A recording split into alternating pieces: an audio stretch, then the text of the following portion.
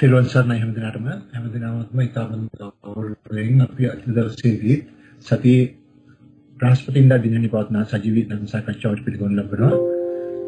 අද දවසේදී අපිට අනුකම්පාවෙන් වැඩම කර සිටිනවා පූජ්‍යපාද චින්නලංකා සම්දන් වහන්සේ නවසීලන්තේ වෙලින්ටන් නුවර වැඩ කරන.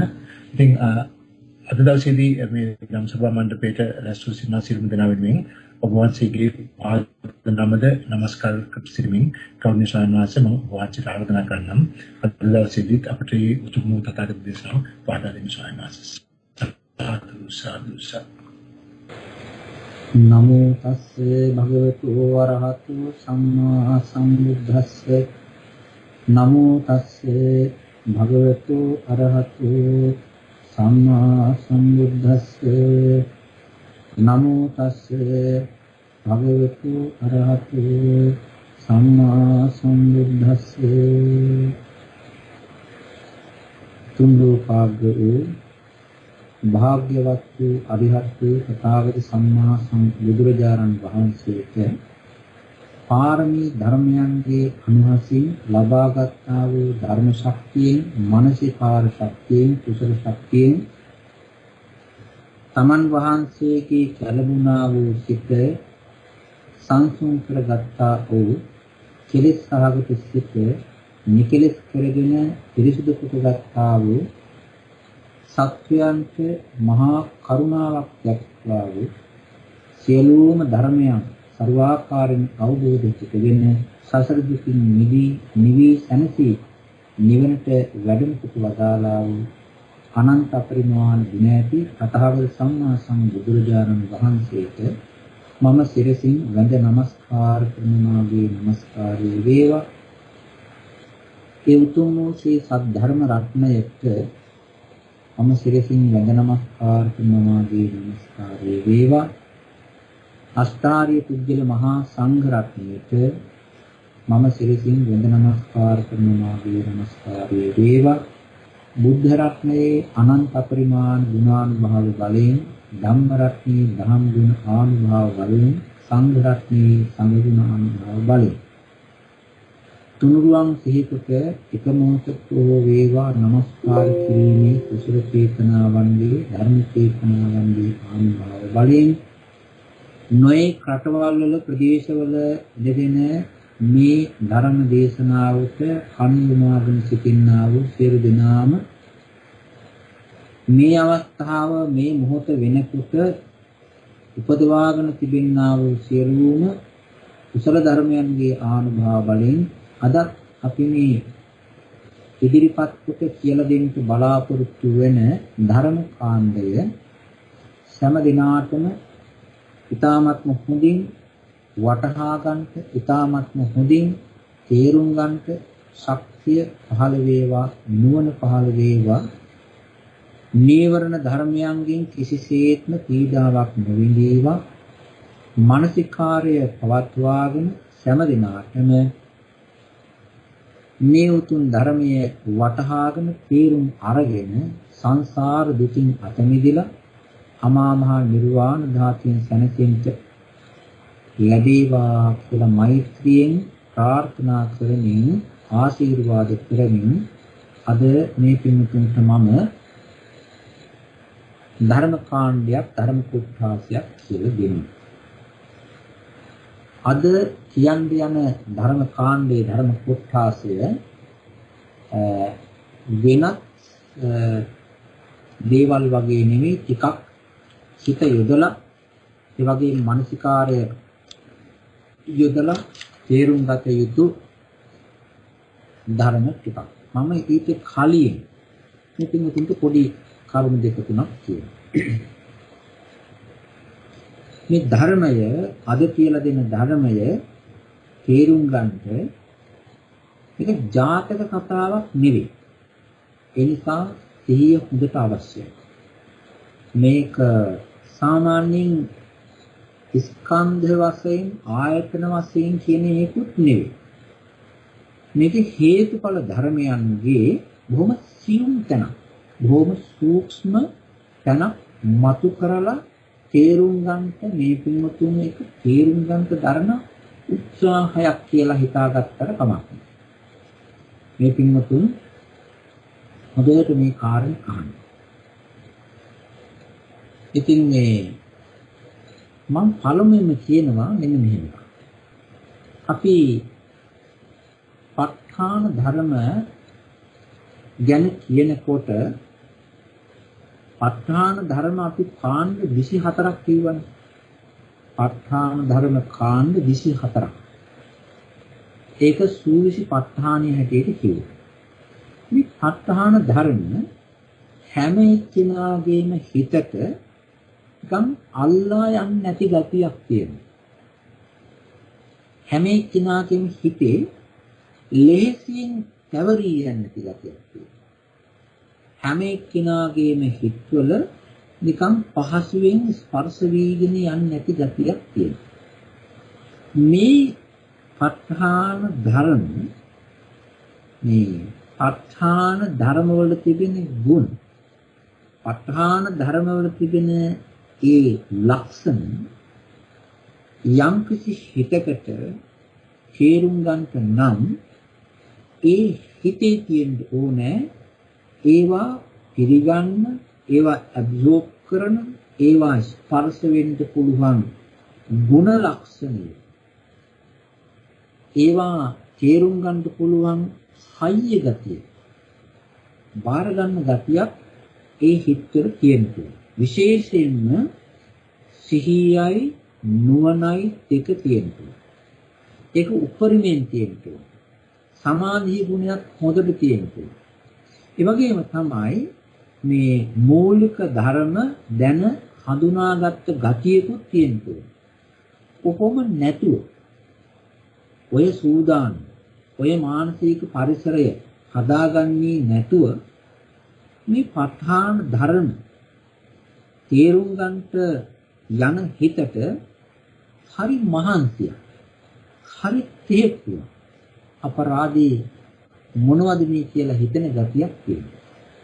ඒකට එහෙම හිතෙන්න හේතුව ඒ සියුම් ගති අල්ලගන්න හැකියාව ඒ හිතවල ප්‍රමාණවත් නැති නිසායි. වැඩිලා නැති නිසායි. ඇති වෙලා නැති නිසායි. බුදුරජාණන් වහන්සේ දේශනා කරපු මේ ධර්ම වල විශේෂ ලක්ෂණ තේරුම් ගන්නට හැකියාව තියෙන්නේ මේ දෙවියන්ට බ්‍රහ්මයන්ට. හේතුව නාම ධර්ම වැඩි කොටසක් කියනවා ඔය ප ဋ ාණ ධර්ම. ඒක නිසා දෙවි දේවතාවන්ට ගෝචර ධර්ම. ඒ දෙවි දේවතාවන්ට ගෝචර ධර්ම ඔය ටික විතරද මංගල සූත්‍රය දේශනා කළේ මිනිස්යන්ට දෙවියන්. ඊළඟට පරාභව සූත්‍රය දෙවියන්ට දේශනා. දෙවියන්ට දේශනා කරපු ගොඩාක් දේවල් මිනිස්සු අත ගහලා තේරුම් අරගෙන අවබෝධ කරගෙන තිබෙනවා. මිනිස්යන්ට දේශනා කරපු දේශනාවල් දෙවිවරු තේරුම් අරගෙන තිබෙනවා. ඒක නිසා අපිට අවශ්‍ය ඒ ධර්මයට සූක්ෂම කරගන්නා වූ හොඳ ඥාන ශක්තිය. එතකොට මෙහෙම හිතන්නකෝ බලන්න. බුදුරජාණන් වහන්සේ දෙවියන්ට ගැළපෙන දෙයක් මිනිස්යන්ට දේශනා කරන්නට ගිහිල්ලා මා නොගැලපෙන දෙයක් කළා වගේ කෙනෙකුට හිතෙන්න පුළුවන්. මෝඩ හිතට හොම හිතෙන. හේතුව බුදුරජාණන් වහන්සේ දෙවියන්ට දේශනා කරපු මට්ටමින් ප්‍රමාණයෙන්ම ඒ තරමින්ම දේශනා කළේ නැහැ මේ මිනිස්සුන්ට. සියලුම ධර්මයන් අවබෝධ කරගත්තේ තථාගතයන් වහන්සේට තේරෙන්නේ නැතුව තියෙනවාද මේ මිනිස් හිතට තේරුම් ගන්නට පුළුවන් ප්‍රමාණය. ඒක නිසා බුදුරජාණන් වහන්සේ මේ ධර්ම දේශනා කරපු එක්තරා කාණ්ඩයක් එක්තරා කොටසක් මාතෘකා ස්වරූපයෙන් දේශනා කරපු කාණ්ඩය තමයි අපිට සාරිපුත්‍ර මහරහතන් වහන්සේ සහ උන්වහන්සේගේ ශිෂ්‍ය ගෝල බාල පරම්පරාව ආශ්‍රයෙන් මේ ධර්මයට එක්කාසු වෙලා අපිට මේ ඉතිරිලා තියෙනවා. ඉතින් මේ ධර්ම අපි දැන් ඔය සූවිසි ප ဋ ාණය ගැන දිගට කියාගෙන ආවා. හැබැයි මේක මේ විදිහටම ඉවර වෙන්නේ නැහැ. අද මම මේ පින්වතුන්ට ඒ සම්බන්ධයෙන් වටහා ගන්නට තේරුම් ගන්නට පොඩි උපකාරක කොටසක් කියනවා. ඔය 24ක් කියන්නේ හේතුව මොකක්ද? ඕකේ එකෙන්ම ගහලා දාන්න. එකෙන්ම කියලා දාන්න නැතුව ඇයි ඕක 24ක් කියලා කිව්වේ? 24ක් කියලා කියන්නේ හේතුව ඔය ධර්ම එකින් එකට වෙනස් හින්දා 24ක්.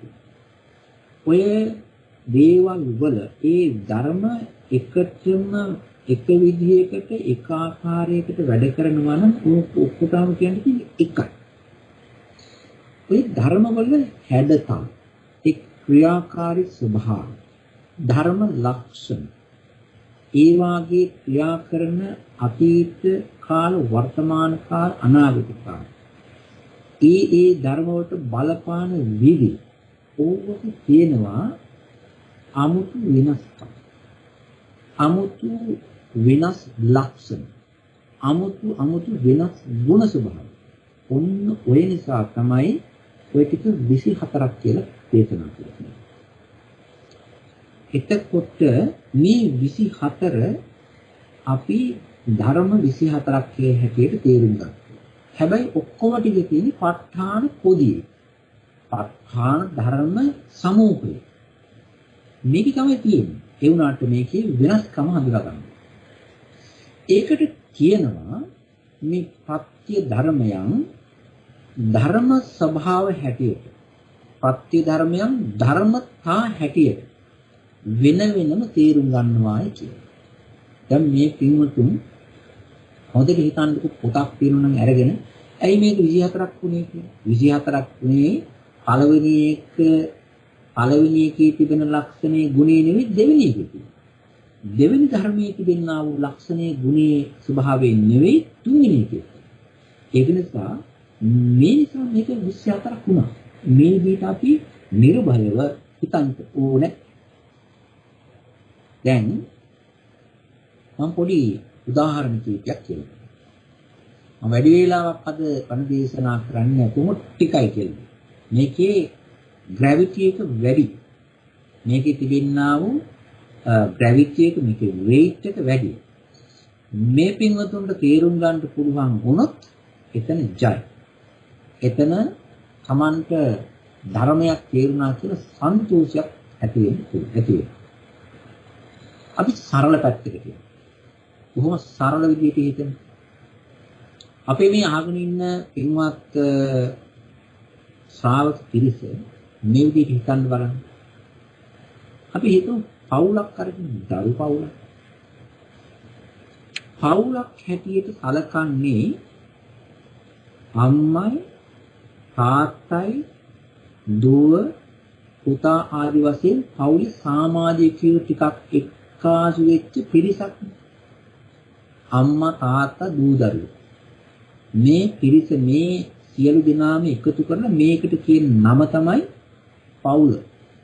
එතකොට මව්පිය දෙපළ සමග දරුවන් 4 දෙනෙක් ඉන්න අපි පවුලක් හිතමු.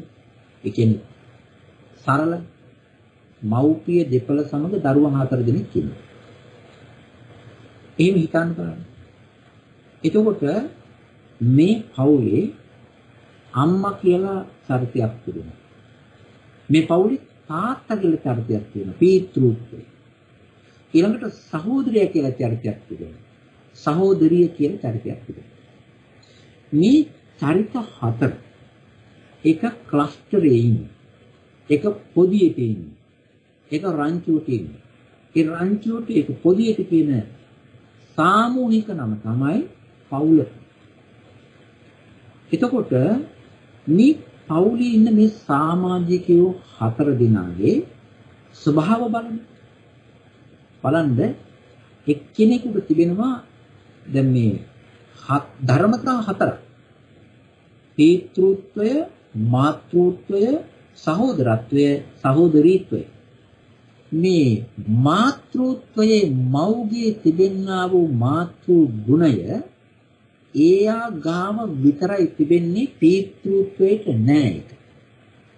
සහෝදරත්වයට නෑ ඒක. ඒ දුවා දරුවා ගාව ඒක නෑ. තාත්තා ගාව නෑ. මාතෘත්වය, මාතෘ සෙනෙහස, මාතෘ කරුණාව, මාතෘ දයාව, මාතෘ ගුණය, මව් ගුණය තිබෙන්නේ මව ගාවාම විතරයි.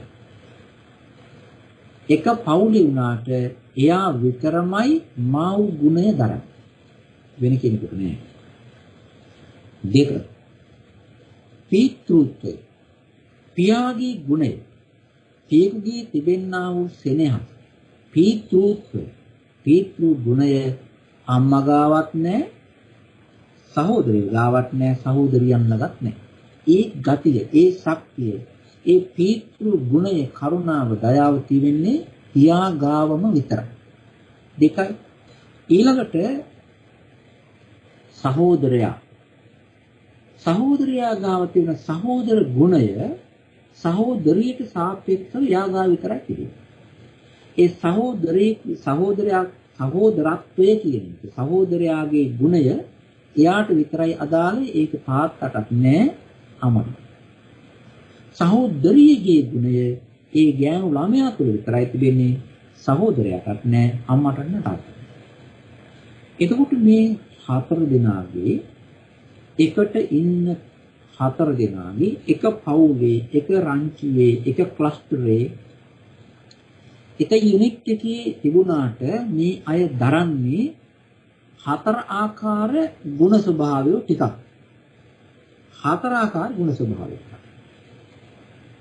ඔන්න ඔය අපි දක්ෂ වෙන්න ඕනේ මෙන්න මේ කියන්නා වූ පවුල කියන එක සමාජිකයෝ හැටියට 4ට කඩලා ඊට පස්සේ 4 දෙනාගේ තුල තිබෙන්නා වූ වෙන වෙන ලක්ෂණ, වෙන ධර්ම ගුණ, වෙන හැකියාවන්, ධර්ම ස්වභාවයන් තේරුම් ගන්න.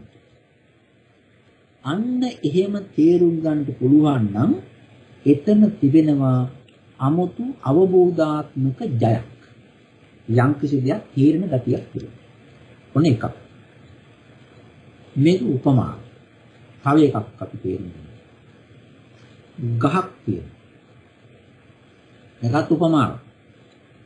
මේවා උත්තර හිතාගන්න. එතකොට මේවා උඩට අතුරන ධර්ම කොටාසය හරි පහසුවෙන් මේ පින්නතුන්ට තේරුම් ගන්න පුළුවන්. ගහක් ගැන හිතලා බලන්න. බුදුරජාණන් වහන්සේ ගහකට තිබෙනවා මුල කියලා කොටසක්. ගහකට තිබෙනවා කඳ. ගහකට තිබෙනවා අතු. ගහකට තිබෙනවා පොළ. පුංචි රෙකි, පොඩි දලු. ගහකට තිබෙනවා මල්. ගහකට තිබෙනවා ගෙඩි. දැන් එතකොට මුල්, කඳ, අතු, පොළ, දලු, රිකිලි, මල්, ගෙඩි මේ ටික ඔක්කොම එකට ගත්තම, එකට අරගත්තාන් පස්සේ තමයි අපි කියන්නේ ගහ කියලා. මේ කොටස් ටික ඔක්කොම ගහේ අංග. ගහට අවශ්‍ය ගහේ තිබෙන කොටස්. දැන් සියල්ලක්ම ගහට බද්ධ වෙලා තිබෙනවා. ඒ ගහට බද්ධ වෙලා කැවිලා තිබෙනවා. සම්බන්ධ වෙලා තිබෙනවා. මේ ඔක්කොම ටික තමයි අපි ගහ හැටියට සලකන්නේ. ඒ උනාට බලන්න මේ එක තැන තිබෙන එක ගහට අයිති එක රංචුවේ ඉන්න මේ සමාජික කොටස් වල එකම හැඩයක්, එකම ලක්ෂණයක්, එකම ස්වභාවයක්, ගුණයක් නෙවෙයි තියෙන්නේ. මුලේ ස්වභාවය කඳට නැහැ, පොළවලට නැහැ, අතු වලට නැහැ. මුලේ ස්වභාවය, මුලේ තිබෙනා වූ ලක්ෂණය මුල් වලටම විතරයි. කඳේ තිබෙන ගතිය කඳේ තිබෙන ලක්ෂණය, කඳේ තියෙන ස්වභාවය ඒ කඳට විතරයි.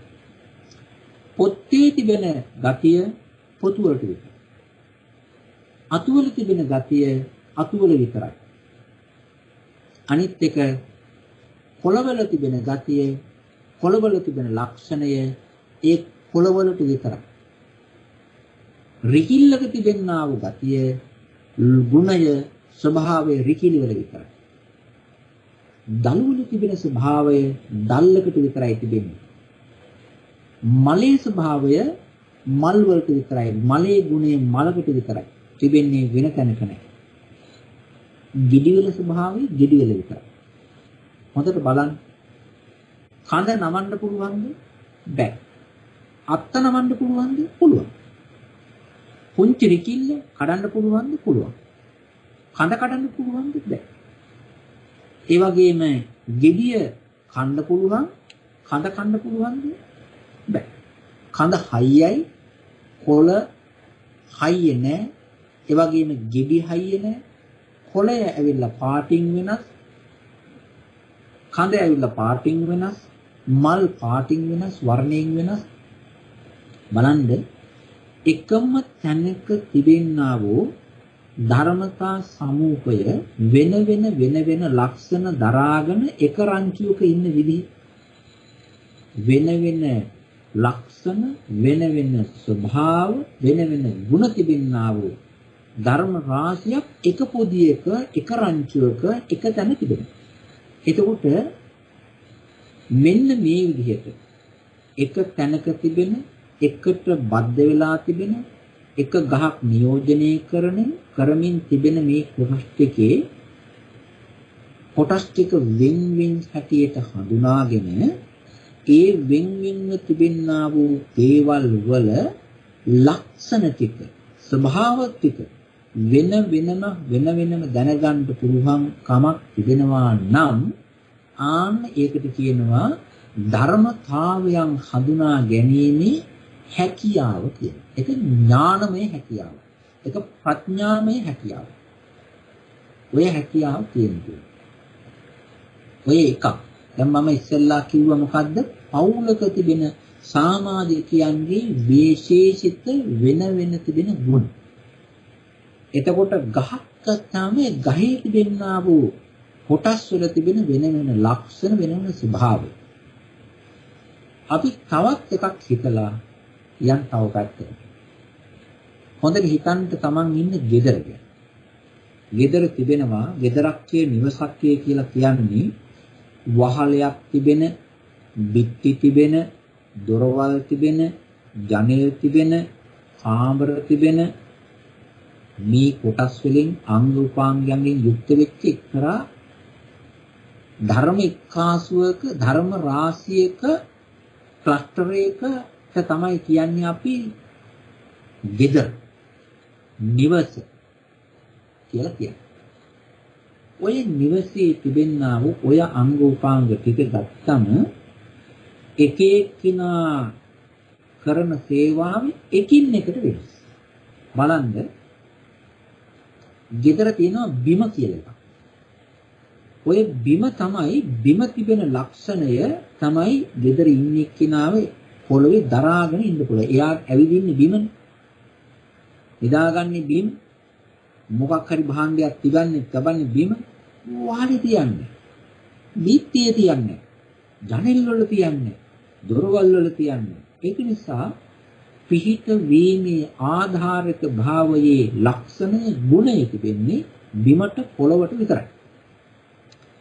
ඊළඟට බලන්න කාමරයක තිබෙන ලක්ෂණ. කාමරයක තිබෙන්නේ අවකාශ ගතිය, හිස් ගතිය, කාමර ගතිය. එහෙම එකක් තිබෙනවා. ඊළඟට තිබෙනවා වාහනේ ගතිය බලන්න. වහලේ තිබෙනවා වැස්සට තෙමින් නැතුව, අවුව වැටෙන්නේ නැතුව, අර ගේ කියලා ගත්ත ටික ඔක්කොම බිමත් එක්ක, බිත්තියත් එක්ක තෙමන් නැතුව, ඒ වගේම කඩාවැන්ට නොදී අවුවෙන් වැස්සෙන් රැකවලා දෙන, අවුව වැස්ස වළක්වලා දෙන ගතිය වාහලයට තිබෙනවා. හෙවන ගතිය තිබෙනවා. ආරක්ෂක ගතිය තිබෙනවා. ඕක බිත්තියට නෑ, පොළවට නෑ. ජනේලෙට. ඊළඟට බලන්න මේ ගෙදර තිබෙනවා දොරක්. ඒ දොර ගේ හිමියට ඉන්න අයට ඇතුළට එන්නත් ගේ ඇතුලින් පිට වී යන්නත් තිබෙන කාර්ය සිද්ධ කරන්නට උදව් වෙන උපකාර වන දෙයක්. ඕක වහලින් කරන්නත් බෑ. ඔය උපකාරය දොරවල් මේ බිත්ති වලින් කරන්නත් බෑ. බිම තිබුණාට බිමින් කරන්නත් බෑ. ඒක නිසා මේ දොරට අයිති ලක්ෂණය දොරට අයිති ගුණය එයා විතරයි දරන්නේ. අනිත් එක බලන්න ජනෙලිය ගත්තම ජනෙලියට තියෙන්නේ අවශ්‍ය ආලෝකය ලබා දීමත් හුලං ආදී දේවල් ලබා දීමත් ඒ ලක්ෂණය ගුණය හැඩේ ලබා දීම මේවා තිබෙනවා ජනෙලිය. දැන් මේ වහලය බිත්ති දොරවල් ජනෙල් බිම ආදී අංග උපාංග ටික එක තැනක තිබුණාට එක සමාජික මණ්ඩලයේ නිවසක් හැටියට තිබුණාට පිහිටලා තිබුණාට මේවා තුල තිබෙන හැකියාවල් මේවා තුල තිබෙන ලක්ෂණයන් මේවා තුල තිබෙන ස්වභාවයන් එකින් එකට හරිම වෙනස්. යම්කිසි කෙනෙකුට මේ gedara කියන දේ එකින් එකට නුවණින් මුදට ගලවලා වෙන් කරලා අරගෙන ඒ gedara තිබෙන්නා වූ කොටස් කාණ්ඩ කරලා ඒ වාගේ තිබෙන කොටස් වෙන වෙනම හඳුනාගෙන ඒ වෙන වෙනම හඳුනාගත් දේවල් තුල තිබෙන්නා වූ නිවසේ කොටස් වල තිබෙන ක්‍රියාකාරී ලක්ෂණ වෙන වෙන ගුණ ලක්ෂණය තේරුම් ගන්නට පුළුවන් කමක් තිබෙනවා නම් ආන්න ඒකට කියනවා ධර්මතාවය වෙන වෙන ධර්ම ලක්ෂණය දැන හඳුනා ගන්නවායි කියලා. ඕක හොඳට ඕක ප්‍රායෝගිකව කරන්න ඕනේ. ඕක ප්‍රැක්ටිකලි තමන්ගේ හිතට කරන්න ඕනේ. නැතුව ඔහොම කරන්නේ නැතුව මේ පොතේ තිබෙනා වූ මේ හේතුපච්චයෝ ආරම්මන පච්චයෝ අධිපති පච්චයෝ කියන එකක් අමාරුවෙන් පාඩම් කරවාගෙන ඒ වගේම හටට අරගෙන හිතට අරගෙන මේවා ශබ්ද හැටියට කියා හිටියට මේ ධර්ම වැටහෙන්නේ නැහැ. ධර්ම තේරෙන්නේ නැහැ. තේරුම් ගන්නට බැරුව අතේ තිබෙන ධර්ම වැඩක් නෑ. අර සේරිවාණීජ ජාතකයේ හිටපු උපාසක අම්මාට තිබිච්ච රන්තලිය වගේ. එහෙම එකක් වෙන්නේ. එයා දන්නෙත් නෑ ඒකේ වටිනාකම. ඒ නිසා මේ ධර්ම කාණ්ඩ කරලා බලන්ද අපිට හැකියාව තිබෙන්න ඔන්න ඔය කාරණා තුන හොඳට තේරුම් ගන්න. ඔය උපමා තුනක් උපකාරක ධර්ම හැඳි තුනක් ඔය කියලා දෙනවා. දැන් බලන්න මේ ඔය ධර්ම 24ක් කියවනේ හේතුපත්‍ය ආරම්මන පත්‍ය අධිපති පත්‍ය වශයෙන් ඒ ධර්ම 24 අපේ ජීවිතයේ තියෙන්නේ එක තැන. සමහර ඒවා 7-8 තිබෙනවා. සමහර ඒවා 10-12 තිබෙනවා. 15ක් 17ක් විතර තිබෙනවා. 1-2 තිබෙනවා. ඔය වගේ මේ ඔය කියන ධර්ම එක තැන තිබෙනවා. එක තැන එක රංචුවට ක්‍රියාත්මක වෙන්නේ. හැබැයි අපි කියලා දෙනකොට අපි වෙන වෙනම 24 වතාවකටත් වැඩි වාර ගානක් ඔය හේතුපත්‍ය කියන්නේ මොකක්ද? ආරම්මණය කියලා කියන්නේ මොකක්ද? අධිපති මොකක්ද කියලා අපි මේක කියලා දුන්න වාර ගාන. ගොඩාක් කල් අරන් කියලා දුන්නා. නමුත් මේවා ක්‍රියාත්මක වෙනකොට එක තැන තිබෙනවා. එක තැන තමයි නියෝජනය වෙන්නේ. මේක හොඳට තේරුම් ගන්න. දැන් අපි අද මම මේ කාරණා කියන්නේ වෙන මොකක්වත් නෙවෙයි. අපේ මේ පින්වතුන් මේ අහගෙන ඉන්න පින්වතුන් හැම කෙනාම එක සරල වචනයකින් එක සරල වාක්‍යයකින් මේ 24 තිබෙන වෙනස්කම වෙනස් ස්වභාවය පාලි නැතුව තමන්ගේ භාෂාවෙන් දැන හඳුනාගෙන තියෙනවා. තේරුම් අරගෙන තිබෙනවා. මම මේකෙන් කීපයක් කියන්නම්. ඊළඟට ඉස්සරහදී යම් කිසි කෙනෙකුට සාකච්ඡා කරන්න වුණොත් ඒකට අනුකූලව ඉදිරිපත් කරන්නත් පුළුවන්. හැබැයි අද මේ මාතෘකාවෙම විතරයි කතා කරන්න තියෙන්නේ. වෙන වෙන පැත්තකට ගියන් පස්සේ මාතෘකාවෙන් අහකට පැනලා මේක අමතක වෙනවා. මේක විතරක් කතා කරන්නේ. මොකද්ද මේ ධර්ම ටිකක් තිබෙනවා හේතු ප්‍රත්‍ය කියලා. හේතු ප්‍රත්‍ය කියලා ධර්ම ටිකක් තිබෙනවා. මේ කල එකක් කියන්නම්. ඒ තමයි අපි කියවනේ මේ සිත් කියලා જાතියක් තිබෙනවා. චෛතසික කියලා જાතියක් තිබෙනවා. රූප කියලා જાතියක් තිබෙනවා. ඊළඟට නිර්වාණ ධාතුව කියලා ධර්ම ස්වභාවයක් තිබෙනවා. ප්‍රඥප්තිය කියලා ධර්ම ස්වභාවයක් තියෙනවා. ඒ විදිහට කියවනේ. මේවා වෙන්මින් ඉන්න හේතුව මේව වෙනස් නිසා. ඒ අතර ඔය කියපු ධර්ම ගොඩෙන් මතක ඇති අපි කොටසක් හඳුනාගත්තා හේතු ප්‍රත්‍ය කියලා. හේතු ප්‍රත්‍ය. දැන් මේ ඔය චෛතසික ධර්මයේ ඔක්කොම හේතුද ප්‍රත්‍යද? නැහැ. සිත් ඔක්කොම හේතුද ප්‍රත්‍යද? නැහැ. රූප හේතුද ප්‍රත්‍යද? නැහැ. ඔය කියපු ධර්ම 170 ගොඩින් ඔය ධර්ම 170 ගොඩින් හේතු කියලා හඳුනා ගන්නට පුළුවන් හේතු ප්‍රත්‍ය ගුණයේ තිබෙන ධර්ම තිබෙන්නේ හරි පොඩ්ඩයි. හරි ටිකයි. අනිත් ඒවා හේතු නෙවෙයි. ඒකට කියනවා මෙහෙම. මොකද්ද ප්‍රත්‍ය කියලා කියන්නේ? ප්‍රත්‍ය වෙනවා කියලා කියන්නේ උදව් වෙනවා, උපකාර වෙනවා කියන එක. උදව් වෙන, උපකාර වෙන, ප්‍රත්‍ය වෙන ගතිය කියනවා ප්‍රත්‍ය කියලා.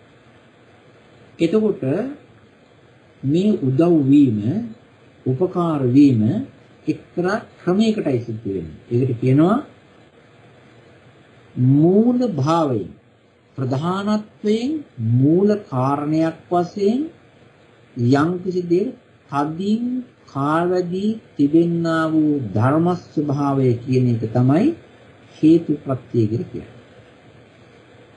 ඔය ධර්ම ඔය ලක්ෂණය තදින් කාවැදී තිබෙන ලක්ෂණය, තදින් කාවැදී යන ලක්ෂණය, ඔය ධර්ම ස්වභාවය මූලික වීමේ ධර්ම ස්වභාවය හැමතැනම නැහැ, එක ටිකකටයි තියෙන්නේ කියලා දැන හඳුනා ගන්න ඕන. ඒ හඳුනා ගැනීමට කියනවා ධර්ම ස්වභාවය, ධර්මතාවය හඳුනාගත්තා කියලා.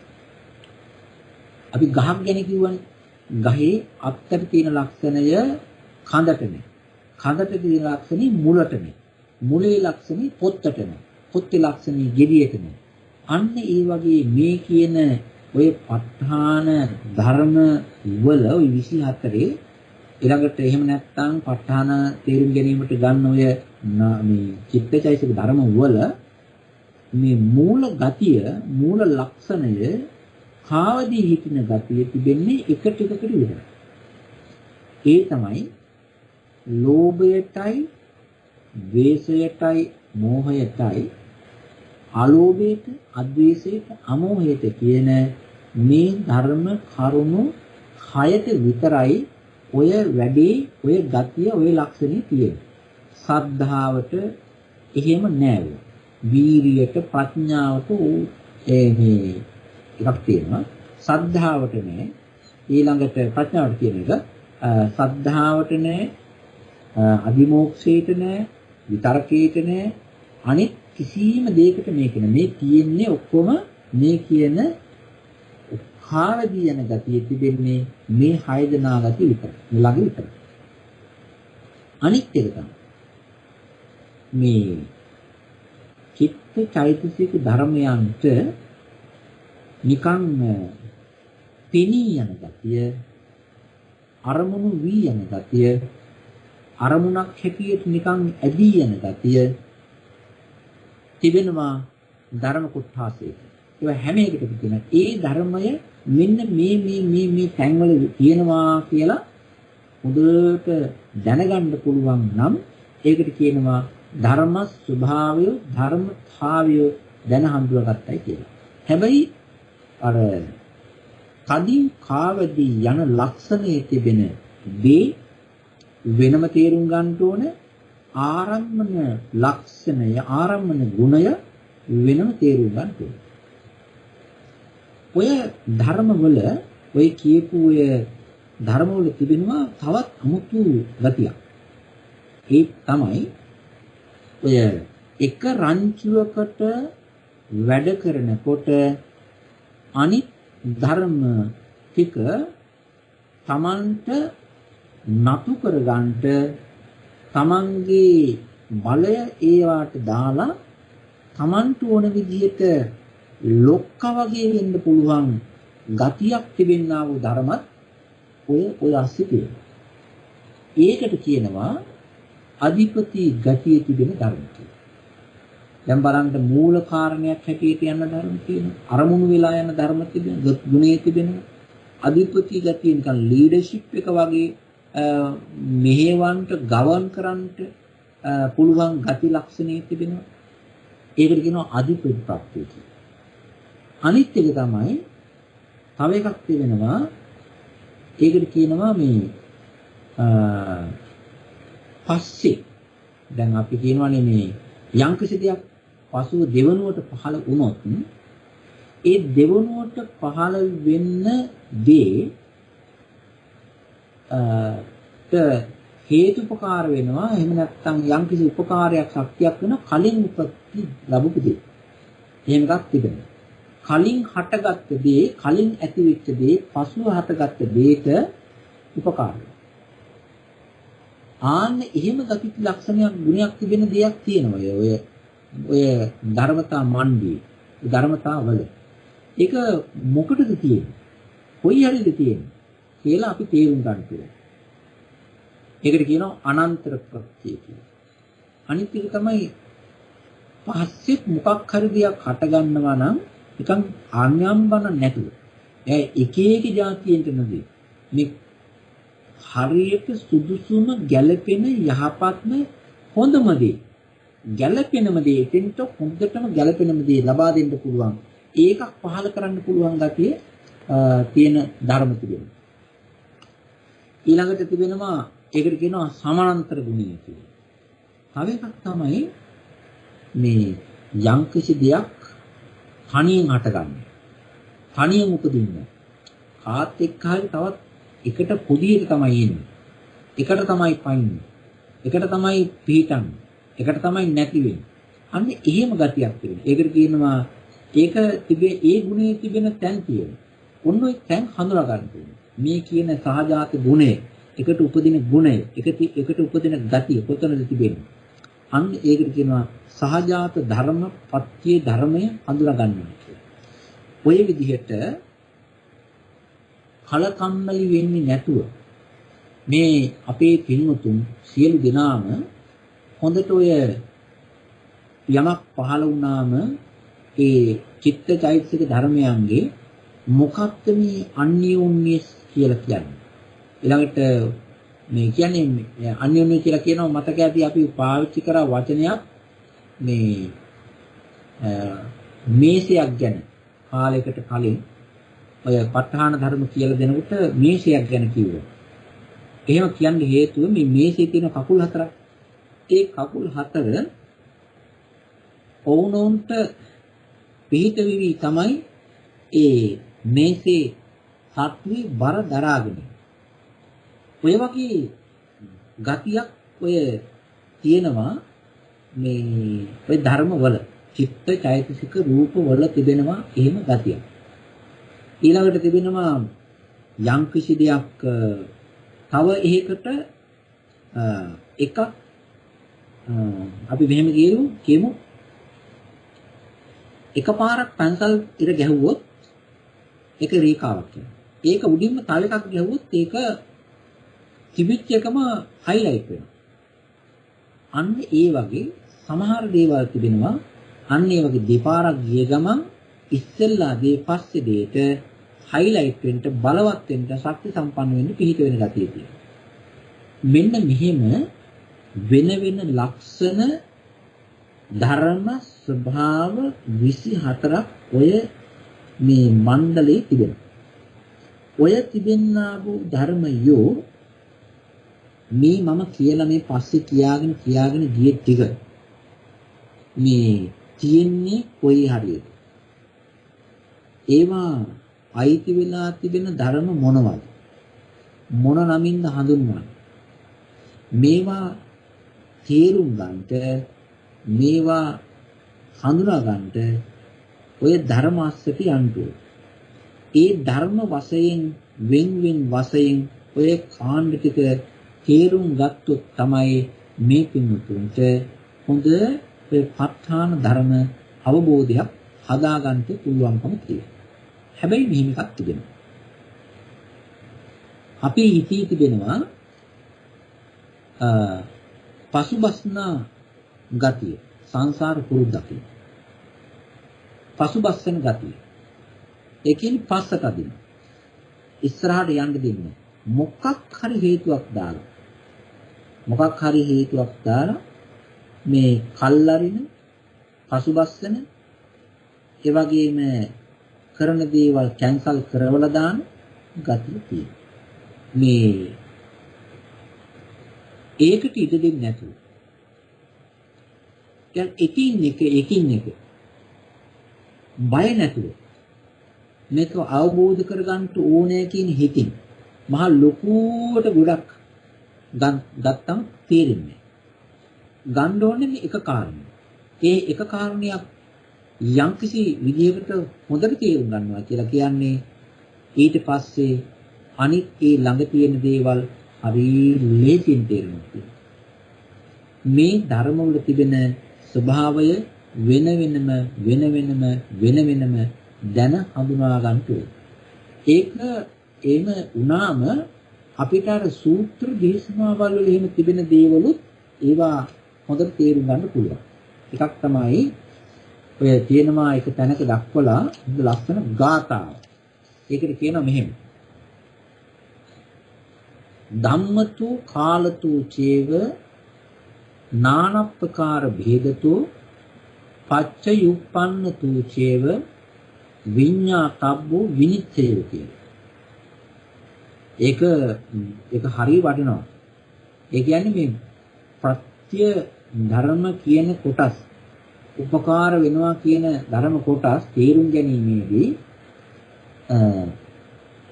ධර්මතා වශයෙන් ඒ මොකක්ද ඒ ධර්ම කොතනද ඔක තියෙන්නේ කියලා දැන හඳුනා ගන්න. කාලතු ඒක තිබෙන්නේ කාල වශයෙන් මේ ධර්ම පහළ වෙන්නේ කොයි හරියද? කොයි කාලයකයි කියන්නේ. ඊළඟට ඒ වගේ නොඑක ආකාර ප්‍රභේදය මොනවද? ඊළඟට ඇති වෙන ප්‍රතිඋපන්න ගතිය ඒක හොඳට දැනගන්න ඕනේ. තව එකක් තමයි මේ උදව්වක් හැටියට කියන්නේ මේක. දැන් ඔය අපි ආහාර පාන ගන්නකොට ආසියාතික මිනිස්සු දැන් නම් ඉතින් බටහිර මිනිස්සුත් ඒකට හුරු වෙලා තිබෙන ගොඩක්ම ආසියාතික මිනිස්සු මේ හරියට 3-5 වර්ග ගන්න. ස්පයිසස්. ඒකේ එකක් තමයි ඒ අයට තියෙන්න උනේ කටට සැරගතිය. ඒක නිකන් ධන ගතියක් තියෙනවා. අනිත් එක තමයි ලුණු ගතිය තියෙනවා. අනිත් එක තමයි ඇඹුල් ගතිය තියෙනවා. මේ ලුණු වෙන ලුණු රහ තිබෙන්නේ එක ධර්මයක. ඇඹුල් රහ තිබෙන්නේ තව ආහාර වර්ගයක. ධන ගතිය තිබෙන්නේ තව ආහාර වර්ගයක. ධන ගතිය තිබෙන්නේ මිරිස් වල සහ ගම් මිරිස්. ඊළඟට ඇඹුල් ගතිය තිබෙන්නේ දෙහි වගේ දේවල්. ඊළඟට ලුණු ගතිය තියෙන ලුණු වල. අනිත් ඒවා වෙනත් වෙනත් රස තිබෙන දේවල් වෙන වෙනවා. එතකොට බලන්න මේ ධන ගතිය කොතනද තිබෙන්නේ කියලා අපිට මතුණා ප්‍රශ්නයක් අපි තේරුම් ගන්න ඕනේ මේ ගතිය තිබෙන්නේ අන්න අහවල් දෙයට බද්ධ වෙලා. ගම් මිරිස් වල හරි මිරිස් වල හරි. ඇඹුල් ගතිය කියන්නේ මොකේද? එක්කෝ සියඹලා වලට බද්ධ වෙලා එහෙම නැත්නම් ලුණු වලට බද්ධ. මේ කියන්නේ දෙහි වලට බද්ධ වෙලා. ඒක නිසා ඇඹුල් ගතිය තිබෙන්නේ කොතනද කියලා දැනගන්න ඕනේ. එතකොට දෙහිත් දන්නවා දෙහි වල තිබෙන රසයක්. ලුණුත් දන්නවා ලුණු වල තිබෙන රසයක්. මිරිසුත් දන්නවා මිරිස් වල තිබෙන සැර ගතියක් දන්නවා. අන්න ඒ වාගේ මේ කියන ඔය ධර්ම 24 මේ ටික මොනවද? මේ ධර්ම මොනවද කියලා වෙන වෙනම අපි දැනගන්න ඕනේ. එහෙම දැන් ඔය ගොඩාක් කියාගෙන ගියානේ ඔය මේ චිත්ත, චෛතසික, රූප ඔය වගේ දේවල් ගොඩාක් කියාගෙන ගියාම අර ගොඩ වැඩි වුණාන් පස්සේ ඒක මූලික අර්ථය කෙනෙකුට අමතක වෙන්න පුළුවන්. දැන් අපි මෙහෙම කතා කරමු. හේතු ප්‍රත්‍ය ගත්තාන් පස්සේ හේතු ප්‍රත්‍ය කියන්නේ ලෝභ, දෝෂ, මෝහ, අමෝහ, අලෝභ, අදෝස, අමෝහ. ඔය හයනේ. ඊට පස්සේ ඒක මූල වෙන්නේ ප්‍රධාන වෙන්නේ කාටද? කිදා බහින්නේ කොතනද? අනිත් ධර්මත් එක්ක ආරම්භණය. ඔය විදිහට ඉතින් ඕක ඊට පස්සේ අපි විස්තර කරගෙන යනවා. මේ සිතේ කියලා විස්තර කරගෙන යනකොට මූලික අර්ථය මේ විස්තරය කියාගෙන යනවා. මූලික ධර්ම ලක්ෂණය ඉතින් අමතක වී යන්න පුළුවන්. ඔන්න ඔය නිසා අපි ඔය හේතු ධර්ම 6යි ඒකේ තිබෙනා වූ ප්‍රත්‍ය ගුණ ස්වභාවයයි වෙනම හඳුනන්න. ප්‍රත්‍ය කියන ගුණ ස්වභාවය තිබෙන්නේ හේතු ධර්ම 6 කියලා. සරගතිය තිබෙන්නේ මිරිස් වල, ගම් මිරිස් වල කියන්නේ. ඊළඟට ආරම්මණය කියන ගතිය කොතනද තිබෙන්නේ? ඒ ධර්ම වල තිබෙන ගුණ. දැන් මෙහෙම විදිහට දැනගත්තන් පස්සේ අපිට හේතුවක් තියෙනවා අපේ මේ ලෞතර බුදුරජාණන් වහන්සේගේ ඥානය ගැන කියනකොට උන්වහන්සේගේ ප්‍රඥාව ගැන මෙනෙහි කරනකොට ඇත්තටම පුදුම විදිහේ ශ්‍රද්ධාවක්, පුදුම විදිහේ අමුතු හිතේ පිබිදීමක් ඇති වෙනවා. ලෞතර බුදුරජාණන් වහන්සේ මේ ටික මේ ලෝකයාට කියලා දුන්නේ, දේශනා කළේ උන්වහන්සේ නිකන් හිතලු නෙවෙයි කිව්වේ. කාගෙන්වත් අහගෙනවත් මෙහෙම වෙන්න ඇති කියලාවත් අනුමානින්වත් නෙවෙයි. මේක මෙන්න මෙහෙමයි කියලා ස්ථීර වචනයෙන් තමයි දේශනා කරන්නේ. යම් කිසි දෙයක් ස්ථීර වශයෙන් කියන්ට නම් හොඳට ඒක ප්‍රත්‍යක්ෂ වෙලා තියෙනවා. ප්‍රත්‍යක්ෂ හිතක්, ප්‍රත්‍යක්ෂ අවබෝධයක් තිබෙච්ච වෙලාවක කෙනෙකුට විතරයි ඒක නියමයි කියලා ප්‍රත්‍යක්ෂ වශයෙන් ස්ථාවර කරලා කියන්න පුළුවන්කම තියෙනවා.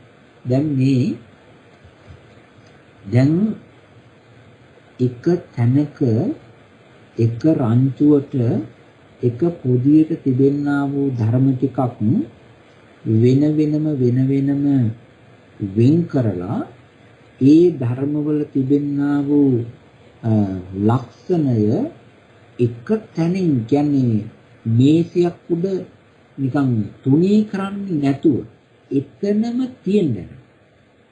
එතනම තියෙන්න ඇරලා හරියට ඒ තියෙන තැනින්ම නුවණින් එක එක ගලව ගන්නවා. බුදුරජාණන් වහන්සේගේ ප්‍රඥාවෙන් නුවණින් එක එක එතනම ගලව ගන්නවා. නුවණ. ඒ ගලවන හැම එකක් තුලම තිබෙන පත්‍ය ලක්ෂණ, ධර්ම ලක්ෂණ, ඒකින් කෙරෙන දේ හොඳට හරියටම ඒකින් කෙරෙන දේ අඳුනගත්තා. එහෙම අඳුනගෙන උන්වහන්සේ මේකේ ආරම්මන ගතිය තිබෙනවා, මේකේ හේතු ප්‍රත්‍ය ගතිය තිබෙනවා, මෙන්න මේ ධර්මවල නිකන් වැඩියෙන් අධිපති ගතිය තිබෙනවා, මේ වගේ තිබෙනවා පසු උපදින දේවල්ට උපකාර වෙන ගතිය තිබෙනවා කියලා එක පොඩියක තිබිච්ච එක රංචුවකට ගුළු වෙලා තිබෙන නාම ධර්ම වල සහ රූප ධර්ම වල තිබෙන ලක්ෂණයෝ මෙහෙම තේරුම් අරගෙන මෙහෙමත් කියලා දුන්නා නේද? මෙහෙමත් උන්වහන්සේගේ නුවණට වැටහුණා නේද කියන්නේ. කියන්නේ හිතනකොට සර්වඥතා ඥානීය තිබෙන විසිතුරුකම්, සර්වඥතා ඥානීය තිබෙන බල මහිමය, සර්වඥතා ඥානීය තිබෙන අලංකාර ගතිය, සර්වඥතා ඥානීය තිබෙන ආනුභාවය අපේ හිත්වලට බුදු ගුණයක් හැටියට, බුදු ගුණ මානසිකාරයක් හැටියට ස්පර්ශ වෙනවා. බුදු ගුණ භාවනාව කියලා වෙනම කරන්න අවශ්‍යත් නෑ. ඕකම තමයි බුදු ගුණේ භාවනාව. බුදු ගුණ භාවනාව, බුදු ගුණ මානසිකාරය ඇත්තටම මිලිඳු රජතුමාට නාගසේන ස්වාමින් වහන්සේ කියනවා තථාගතයන් වහන්සේ මේ කරලා තිබෙන වැඩි වෙන කිසිම දෙවි කෙනෙකුට, කිසිම බ්‍රහ්මයෙකුට, කිසිම මිනිසෙකුට කිසිසේත්ම කරන්න බෑ. දෙවියන්ට, බ්‍රහ්මයන්ට, මාරයන්ට, මිනිසයන්ට කිසිම කෙනෙකුට තථාගතයන් වහන්සේ කරපු ඔය වැඩේ කරන්න බෑ.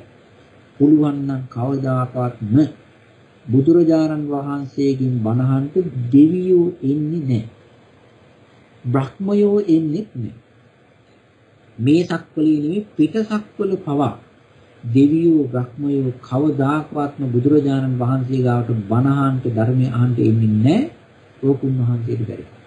ඇත්තටම මේ දෙවියෝ ආවේ ඒ දෙවියන්ට ওই වැඩේ කරන්න බැරි හින්දා, කරගන්න බැරි හින්දා. ඒ නිසා බුදුරජාණන් වහන්සේ මේ දෙවියන්ට කරන්න බැරි වැඩක් කළේ, බ්‍රහ්මයන්ට කරන්න බැරි වැඩක් කළේ, මනුස්ස හපනුන්ට කරන්න බැරි වැඩක් කළේ උන්වහන්සේගේ සර්වඥතා ඥානය.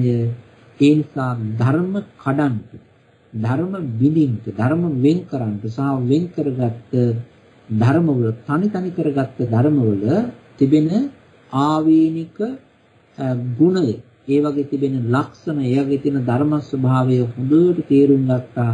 තේරුම් අරගෙන අපිට ඒවා හොයා බලන්න, මානසිකාරයට උපකාර කරගන්න, මානසිකාරය කරන්න උන්වහන්සේ මේ විදිහට අපිට අනුශාසනා කළා පිළිගන්න. ඒ නිසා මේ අද මේ මං කියාපු ධර්ම කාණ්ඩය මහා ගොඩාක් නෑ. හැබැයි ධර්ම අවවාදයක්. ඒ තමයි අපි හැම එක්කෙනාම හොඳට උත්සාහ කරන්න ඕනේ. ඒක ඉස්සරහට උදව් වෙන, උපකාර වෙන. ඒ තමයි මේ ප ဋ ාණ ධර්ම හැටියට අපි කියා දීපු ධර්ම ගොඩවල්, ධර්ම කාණ්ඩ 24 තිබෙන වෙන ධර්ම ටික, ධර්ම ගුණයෝ ටික තේරුම් ගන්න ඕනේ. ඒ ටික තේරුම් අරගෙන මේකෙන් කියන්නේ මේකෙන්, මේකෙන් කියන්නේ මේකෙන් කියලා ධර්ම වෙන හඳුනා ගන්නට, ඒ ධර්ම වෙන හඳුනා ගන්න ගැනීම අපේ මේ හිත දැන ගැනීමට, හිත හඳුනා ගැනීමට, හිතේ තියෙන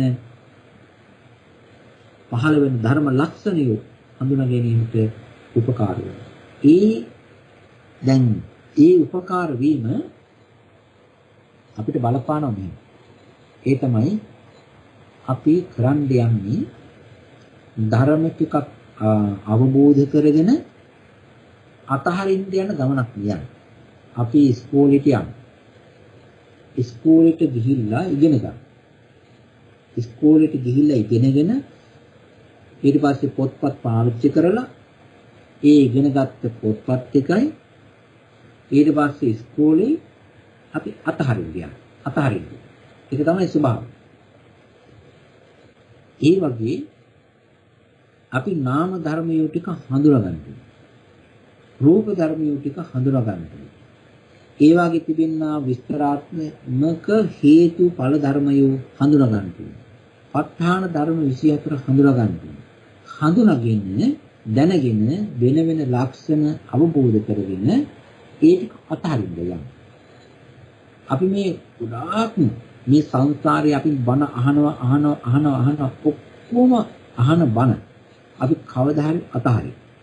මේ පින්වතුන් ඔක්කොම දෙනවා. මේ මාවත් අතහරින. මාවත් අතහැරලා මගේ කතත් අතහැරලා මගේ වචනත් අතහැරලා මගේ බණ විස්තරත් අතහැරලා මේ ටික ඔක්කොම තේරුම් අරගෙන මේ ටික අතහැරලා තමයි නිවන කියන්නේ. නිවන් දකින්නවා කියලා කියන්නේ ආන්නේකට. ඒ නිසා මේ නිවන් දකින්න බෑ නිර්වාණ ධර්ම අපේ හිතට ස්පර්ශ වෙන්නේ නැහැ. අර වැඩි කරේ නැත්තම්. ඒ කියන්නේ මේ ධර්ම අවබෝධ කරගත්තේ නැත්තම් අරක වෙන්නේ නැහැ. ඒක අපරාධ කියලා එකක් හිතෙනවා. මේ ඔක්කොම අතහරින්න නම් ඔක්කොම අතහැරලා කවදා හරි මේකින් එහා පැත්තට යන්න නම් අහවල් දෙයක ටික මොකටද ඉගෙන ගන්න? මොකටද දැනගන්නේ? අතහරින්න. එහෙම හිතක් පහළ වෙන්නේ ඔය හිතවල තිබෙනවා අල්ලා ගන්න ගති. අල්ලා ගන්න හිතකටයි එහෙම හිතේ. හැමදේම අල්ලා ගන්න. බදා ගන්න. ග්‍රහණය කර ගන්න. තමන්ගේ කර ගන්න. මටයි කියලා කියා ගන්න.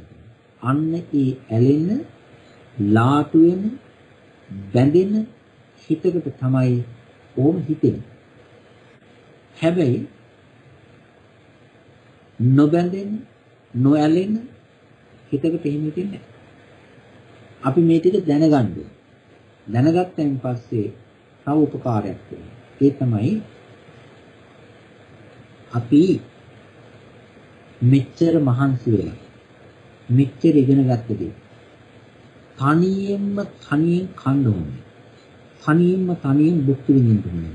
ඒක නිසා මේ අවබෝධ කරගන්න ධර්මය තවත් කෙනෙකුට පුළුවන් ප්‍රමාණයෙන් ඒ හිතකටත් ප්‍රදානය කරලා ඒ හිතකටත් බෙදලා තවත් හිතක මේ ධර්ම රසය පවරන තවත් හිතකට මේ ධර්මයේ බෙදා දීලා ඒ සිත්තිපත් අපි වගේම නිවි යන්ට අපි වගේම ඒ සිත්වල කෙලෙස් තුනී වෙලා නැති වෙලා ග්‍රහණය අතහැරිලා මේ විශ්වයේ කොහේවත් පිහිටන් නැති දිව්‍ය ලෝකයටත් බැඳින්නේ නැති බ්‍රහ්ම ලෝකයටත් බැඳින්නේ නැති මේ සක්වලටත් බැඳින්නේ නැති පිටසක්වලටත් බැඳින්නේ නැති හිත් බවට පත් වෙලා ඒ හිත් එකත් නිකාම පර වෙලා යනවා නැති වෙලා යනවා ඒ දුක් විඳින හිත් එකත් නිවාගෙන යන්න කෙනෙකුට උදව් වෙන්න පුළුවන් නම් ඒකත් වටිනවා ඒකත් එක්ක තමයි මේ පින්තුන් ඔය යමක් ඉගෙන ගන්නවා නම් ඉගෙන ගන්න ඕනේ ඒක ඔය ධර්ම හඳුනාගන්න ඒකයි ඇත්තටම මේ ඕක කෙනෙකුට එක්කෙනෙකුට දෙන්නෙකුට කියලා දෙන්න පුළුවන්. තව කෙනෙකුට 10-15 දෙනෙකුට කියලා දෙන්න පුළුවන්. තව එක්කෙනෙකුට 25කට කියලා දෙන්න පුළුවන්. ඉතින් ඒකේ එක්කිනාගේ ප්‍රමාණයට. ඉතින් අපි තේරුම් ගන්න ඕනේ මේ ධර්මයේ මාත් දරාගෙන, මාත් හඳුනාගෙන, මාත් අවබෝධ කරගෙන මගේ යාබදේ ඉන්නා වූ තවත් හිත්යකට මේ ධර්මයේ බෙදා දී තවරා ඒ වාගේ මේ ධර්මයේ උදව් කරලා උපකාර කරලා ඒ අයගේ හිත්වලත් නිවීමක් හදලා ඒ අයටත් නිවියන්ට උදව් වෙමින් මගේ හිතත් නිවාගෙන මේ ධර්ම ඔක්කොම අතහැරලා යන්න බලාගෙන තමයි මේක හසුරුවන්නේ කියලා හිතා ගන්න. ඉතින් මේ තුමුතුන්ට මම අද කියලා දෙන්නේ ඔන්න ඔය කාරණා ටික විතරයි. මේක තේරුණා. මේක වැටුණා. මේකේ මොකද්ද ගත්? මේකේ මොකද්ද මේ පිළිතුරු තේරුණා? මේකෙ තිබෙන උපමා ටික නෙවෙයි. ඒ උපමා ආධාරයෙන් කියලා දීපු ධර්ම ටික මොකද්ද Tamanට තේරුනේ? මොකද්ද මම මේකෙන් වැදගත් වෙන්නේ ගන්න කියන ওই ටික මේ පින්තුන් මේ කාරණේ මේ ටිකෙන් තේරුම් ගන්න. හොඳට හිතෙන් අවශ්‍යලා බලන්න මොකද්ද මේකෙන් කියන්නේ? මෙන්න මේ ධර්මතා ටික තේරුම් අරගෙන වටහාගෙන සෑම දිනාටම සංසාර දුකින් මිදලා අමා මහ නිවනින් නිවිසනසී සසර දුකින් මිදී යන හේතු උපනිශ්‍රේ වේවා ඒ සඳහා මානසිකාරයේ පවත්තන්ට උපකාර වෙන ධර්මකාණ්ඩයක් වේවා නිවනින් සැනසීවා කියලා මෛත්‍රියෙන් ප්‍රාර්ථනා කරනවා සෑම දිනාටම පෙරවන් සාදු සන්නාසේ හොඳයි කල්යාණ මිතුරුනි හැමදෙනාටම දැන් අවස්ථාවක් තියෙනවා අද දවසේදී සාකච්ඡාවට එකතු වෙන්න ගෞරවනීය ස්වාමීන් වහන්සේ අපට පහදා දෙන කාරණාවන් සම්බන්ධ කරගෙන සාකච්ඡාවට එකතු වෙන්න කියලා මම ආරාධනා කරනවා. අවසරයි ස්වාමීන් වහන්සේ මේ මම ප ဋ ාණයේ ඉගෙන ගන්න පටන් අරගෙන නැහැ. මම තාම අභිධර්මයේ ඉගෙන ගන්නවා. මේ අභිධර්මයේ ධම්මසංගණීය ඉගෙන ගන්නවා. මේ ඉතින් ඒකෙන්ද ස්වාමීන් වහන්සේ වැඩි කරුණක් අහනවා නම් සමා වෙන්න ඕනේ. මේ ස්වාමීන් වහන්සේ දැන් මට තේරෙන විදිහට ඒ ප ဋ ාණයේ තියෙන කරුණු 24ක් ටොපික්ස් 24කින් හේතුප්‍රත්‍ය ගැන ස්වාමීන් වහන්සේ ටිකක් සඳහන් කරා. ඒකදී ස්වාමීන් වහන්සේ හේතුව ස්වාමීන් වහන්සේ කිව්වා දැන් අපේ ඉගෙන ගන්න 169න් ඒක කීප දෙකට විතරයි හේතුප්‍රත්‍ය බලපාන්නේ කියලා. මේ ස්වාමීන් වහන්සේ දැන් මම තේරුම් ගත්ත ටික පොඩ්ඩක් කියන්න ස්වාමීන් වහන්සේ පොඩ්ඩක් කියන්න මම ඒක තේරුම් ගත්ත විදිහ හරිද වැරදිද කියලා. ඒකට ස්වාමීන් වහන්සේ චෛතසිකවලදී මට තේරෙන විදිහට චෛතසිකවල හේතු 6ක් තියෙනවා. 52කින් හේතු 6ක් තියෙනවා. ඒ හේතු 6න් ස්වාමීන් වහන්සේ මම එතකොට බැලුවහම සිත් 89න් ස්වාමීන් වහන්සේ අහේතුක කියලා තියෙන්නේ සිත් 18යිනේ. එතකොට අනිත් 71ම මට තේරෙන විදිහට හේතු ප්‍රත්‍යයෙන් හැදුනා වගේ මට හිතෙන්නේ.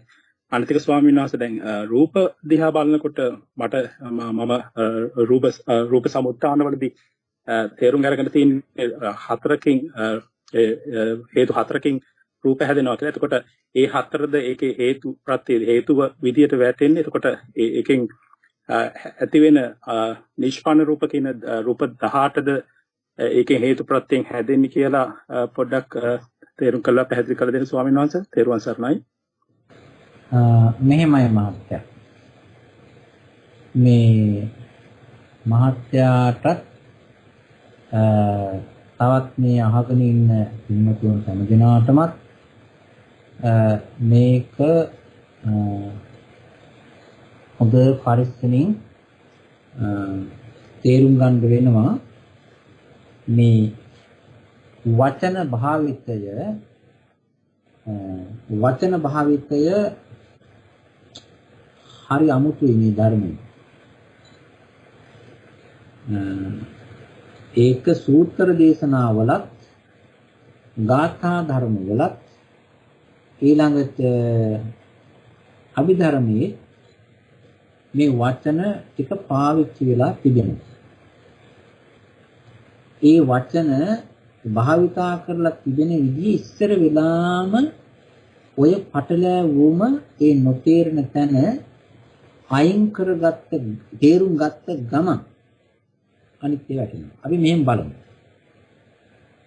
හේතු කියන වචනය භාවිතා වෙන තැන් කීපයක් තිබෙනවා. කෙනෙකුට ධර්මය අවබෝධ කරගන්නත් නොමග යන්නත් දෙකටම ඔහුගේ අවබෝධ කර ගැනීම තේරුම් ගැනීම ඔබ හේතු වෙනවා. එකක් අපි හේතු කියලා කියන්නේ සාමාන්‍යයෙන් අපි මෙහෙම බලමු. අපි ජනවහරේ ශ්‍රී ලාංකික සිංහල භාෂාව කතා කරන පිරිසක් හැටියට මේ කතා ව්‍යවහාරයේ හේතු කියන වචනේ පාවිච්චි කරන්නේ කාරණේ කියන අර්ථය. කාරණේ කියන අර්ථය. ඒ කියන්නේ මේ අපි හිතමු මේ මට ලෙඩක් හේතු වුණා. මේ ලෙඩක් හේතු වුණා ස්පිරිතාලේ යන්න. එතකොට බලන්න ඒ හේතු කියලා කියන්නේ කාරණේනේ. මගේ මේ ලෙඩේ හේතුවෙන් තමයි මම මේ විදිහට ආවා. මම ඉගෙන ගැනීම හේතුවෙන් තමයි මේ විදිහට ඇවිල්ලා තිබෙන්නේ රට. ඊළඟට සැප විඳින්න පුළුවන්කම තියෙන්නේ සල්ලි හොයා ගැනීම හේතුව. එතකොට ඒක කියන්නේ කාරණේ කියන අර්ථය. ඒ වගේම තමයි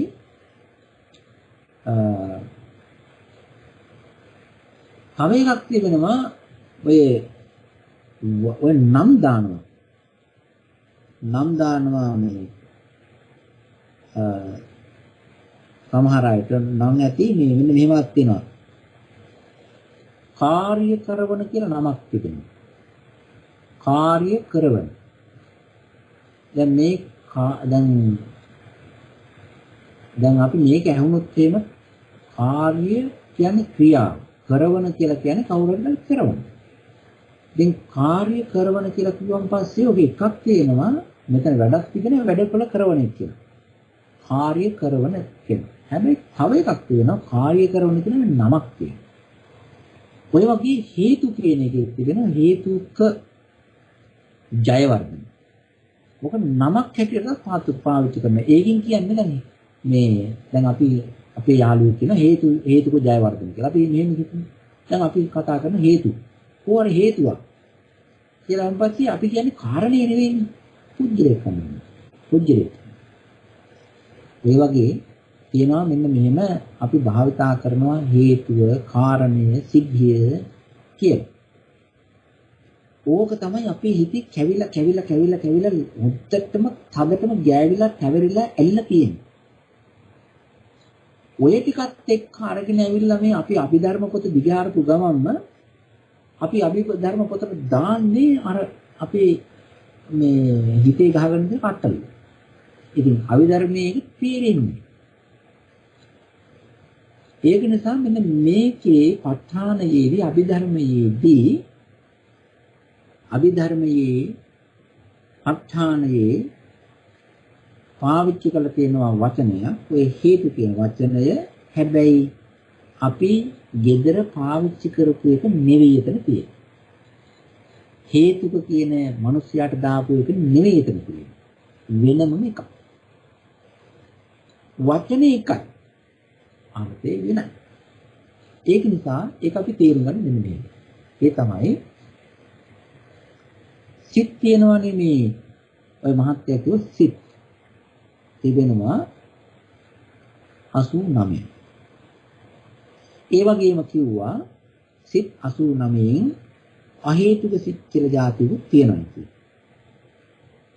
හොඳට බලන්න ඇයි ඒවට අහේතුක කිව්වේ කියලා.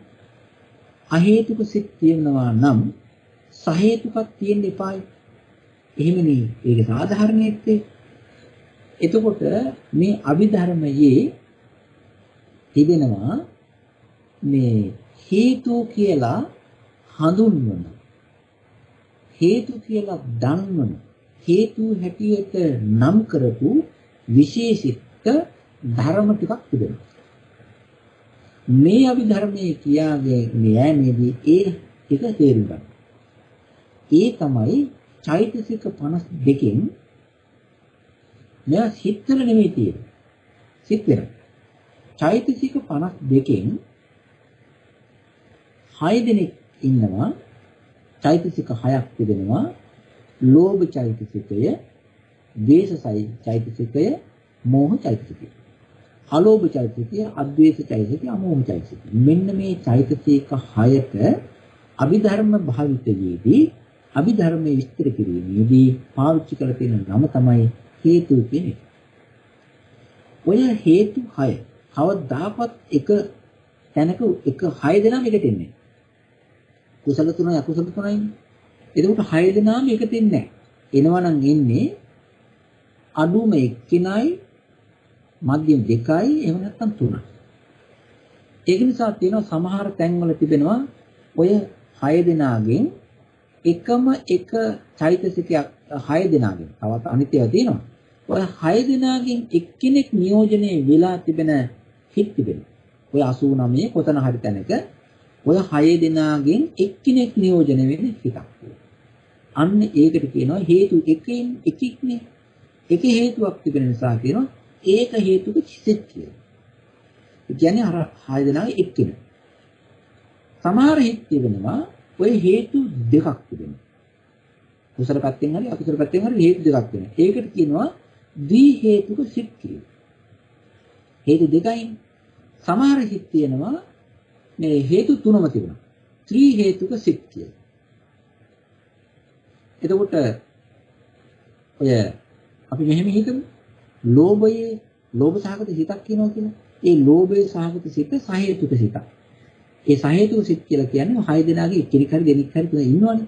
හැබැයි එතන ඉන්නේ ලෝභයයි මෝහයයි දෙක. ඒක නිසා ලෝභ සහගත සිතක් හැම වෙලාවෙම වෙන්නේ ත්‍රි හේතුක වෙන්නේ නැහැ. ඒක ද්වි හේතුකයි. අනිත් එක දේශ සහගත සිත ද්වි හේතුකයි. මෝහ සහගත සිත ඒක හේතුකයි. පින් සිත් වල තිබෙනවා කුසල් සිත් වල තිබෙනවා සමහර ඒවා කුසල් වශයෙන් හේතු දෙකක් වෙනවා සමහර ඒවාට හේතු තුනක් වෙනවා. මෙන්න මේ වගේ දැන් හොඳට තේරුම් ගන්න පුළුවන් මේ 6 දෙනාගෙන් එක්කෙනෙක් හෝ දෙන්නෙක් හෝ 3 දෙනෙක් හෝ නියෝජනයේ වෙමින් ගෑවෙමින් තැවරීමෙන් ස්පර්ශ වෙලා ඒගොල්ලෝ ඉන්න තැනක් කොතන හරි තිබෙනවද ඒකට කියනවා සහේතුක ගතිය තියෙන සහේතුක සිත් කියලා. ඔය 6 දෙනාම නැති හිත් තියෙනවා. ඔය 6 දෙනාම පොඩ්ඩකටවත් නැති හිත් තියෙනවා. ඔය 6 දෙනා එකිනෙකවත්. ආන්නේ ඒකට කියනවා හේතු කට්ටිය නැති හිත් නිසා අහේතුක සිත් කියලා. ඒවා 18ක් තියෙනවා. ඒක නිසා මේකේ තේරුම් ගන්න ඕනේ ඔය මේ ඇයි එහෙම වෙන්න හේතුව කියලා. ඒ කියන්නේ කාරණේ. දැන් අපි ඔය කටට තියෙන හොරුවලා තියෙන මම දැමත් කියවම ඒකට හේතුව බලන්න කියලා. ඒ කියන්නේ කාරණේ බලන්න. ඇයි හේතුවක තිබෙන ගතිය, හේතුවක තියෙන ලක්ෂණය බලන්න ඕනේ. දැන් අද මම කියලා දුන්නේ ඔය හේතුව කියන 6 දෙනා වෙනම ගලවලා අරගෙන ඒ හේතු කියන ධර්මතා 6 තිබෙන ධර්ම ස්වභාවය මොකක්ද කියලා බලන්න. අර මං කියන මිරිස් වල තිබෙන්නේ ධනගතිය කියලා. මිරිස් වෙනම හඳුනාගෙන ඒකේ ධනගතිය තේරුම් ගන්න ඕනේ. ගම් මිරිස් జాතියක් කියන්නේ ඇට జాතියක් නේ. ඒ ගම් මිරිසට අරගෙන ඒකේ තිබෙන ධනගතිය වෙනම හඳුනා ගන්න ඕනේ. ගම් මිරිස් ඇටේ ධනගතියයි වෙනස්. ගම් මිරිස් ඇටේ ඇතුලේ තමයි ධනගතිය තිබෙන්නේ. මිරිස් කරලේ ඇතුලේ තමයි ධනගතිය තිබෙන්නේ.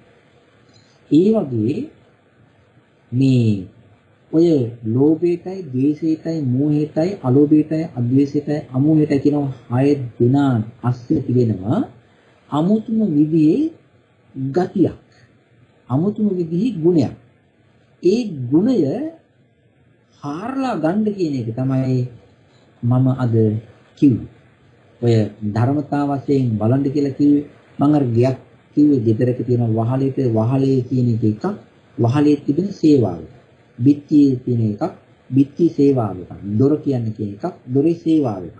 අන්න ඒ වගේ ಗುಣ ධර්ම අහුලන්න ධර්ම වෙන් කරලා හඳුනා ගන්නට ධර්මය අස්ති තිබෙන ධර්ම ලක්ෂණය ගුණය වෙනම හඳුනා ගන්නට අන්න එකට තමයි කියන්නේ ධර්ම හඳුනා ගන්නවා කියලා.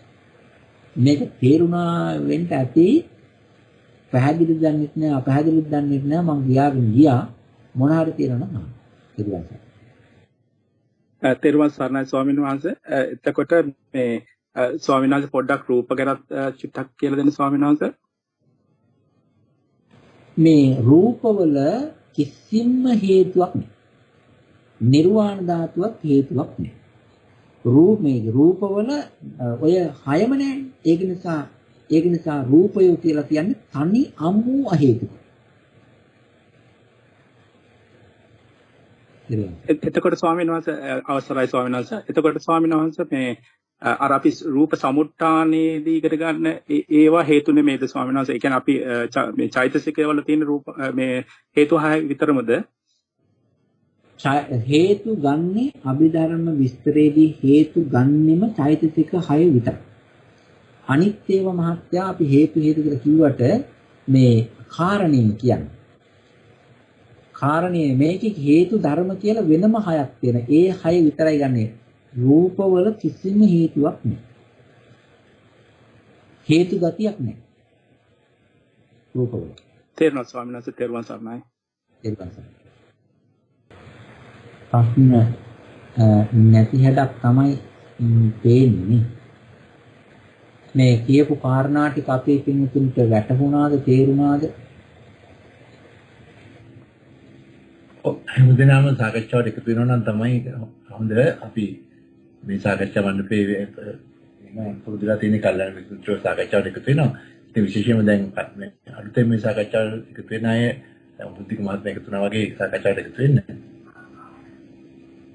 අවසරයි ස්වාමීන් වහන්සේ. මට අර හේතු වල ප්‍රධානතා බලන්න එක ಗುಣ කියලා කිව්වනේ.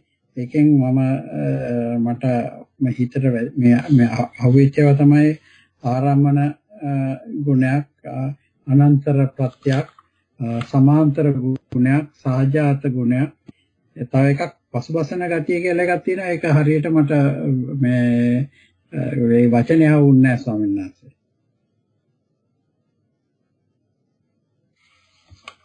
පසුබසින ගතිය. පසුබසින එක මහත්තයා මම කිව්වේ ඒක පසුබසින එක කියලා කිව්වේ මම ඒක අර ධර්මවල ගුණයක් හැටියට නෙවෙයි කිව්වේ. අපේ හිත සමහර වෙලාවට පසුබසිනවා මේ සමහර බර බන තියෙනවනේ. ධර්ම ගැඹුරු ධර්ම ඒ පැත්තට යන්න නිකන් හිත ගොඩ වෙන්නේ නැති ගතියක් තියෙනවා.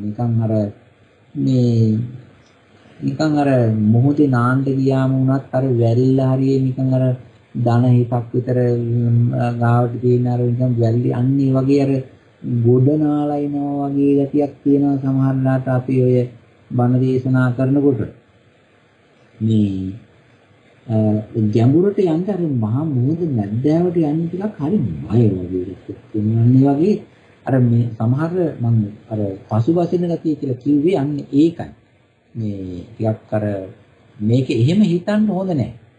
දැන් අපිත් පුළුවන් උපරිමයක් මේ බය නැති කරලා ඊළඟට මේ අහවල් දෙයකට අපි මේ තේරෙන්නේ නැහැ කියක බය වෙන්නේ අපි උත්සාහ කරනවා. උත්සාහ කරපු ගමන් ඒක හොඳට වැටෙනවා, හොඳට තේරෙනවා. ඉතින් අර තියෙන්නේ යක් ඉතින් අර මොකක් හරි උපකාරයක කියලා දෙන විදිහේ ඉතින් වෙනස්කම් තියෙනවා. ඒ නිසා පසුබසින්නේ මේ පැත්තට යන්න කියන එකයි මම කියන්නේ. හොඳයි ස්වාමීන් වහන්සේ තේරුණා.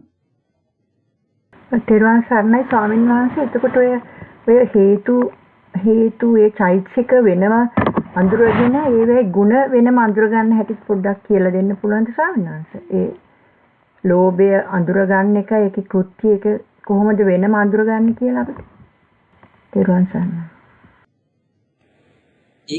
ඒක කිව්වේ මෙහෙමයි. ලෝභය කියලා ධර්මයක් තිබෙනවා.